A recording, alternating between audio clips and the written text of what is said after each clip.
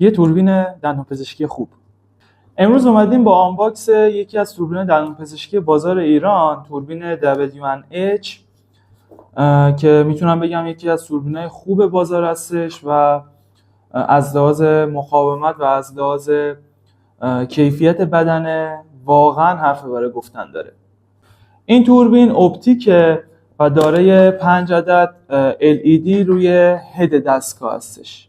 بلبرنگای این توربین سرامیکیه و مقاومت خیلی خوبی داره و وزنش خیلی خوبه. میتونم بگم یکی از سبکترین توربینای بازاره که شما میتونید چند تا چیز با هم دیگه داشته باشید، هم اپتیک باشه، هم سبک باشه، هم بلبرنگ سرامیکی داشته باشه و هم بدنه خیلی خوبی داشته باشه. حالا بیاین با هم دیگه تستش کنیم، اونم توی خاموشی تا بتونیم LED-هاش هم تست کنیم. شما الان منو نمیبینید ولی الان چرا؟